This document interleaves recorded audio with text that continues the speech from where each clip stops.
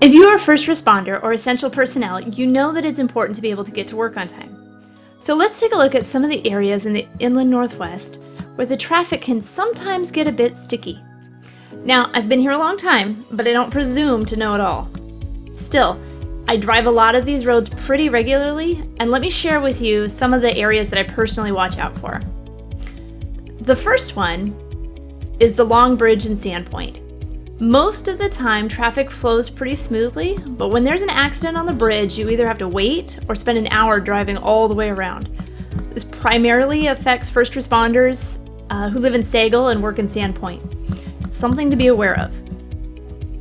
Next, Post Falls.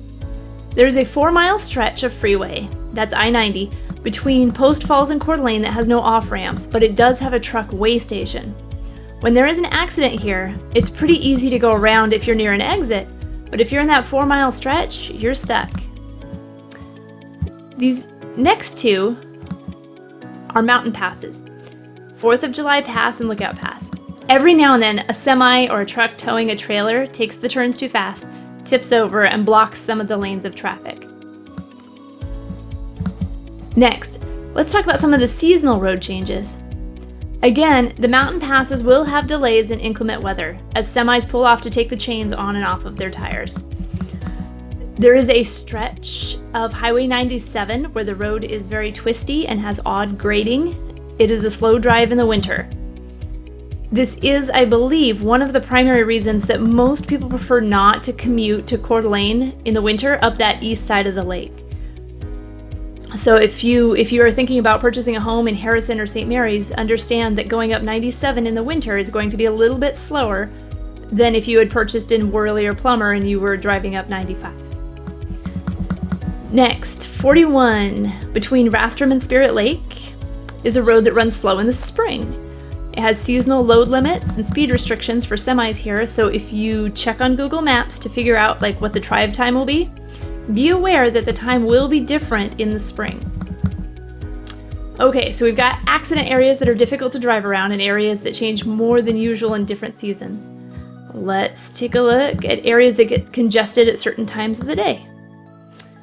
There are two main areas around Spokane that I avoid around starting and quitting time whenever possible. The first is this stretch of I-90 between Spokane Valley and State Line. The traffic doesn't usually stop, but it tends to slow to a crawl for a while.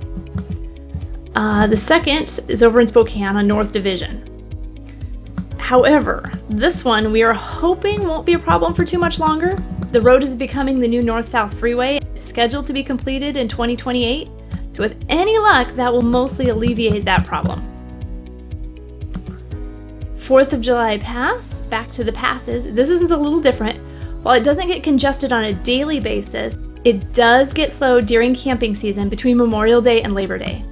Primarily, it's campers and motorhomes driving east on Friday on their way to their favorite recreational spot and west on Sunday as they head home.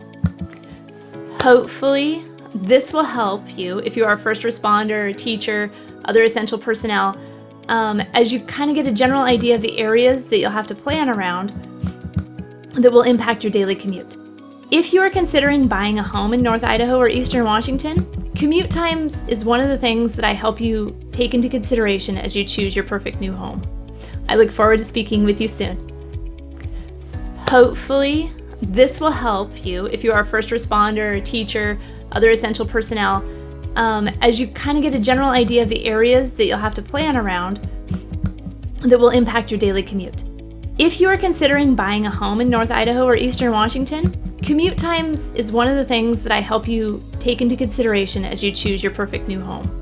I look forward to speaking with you soon.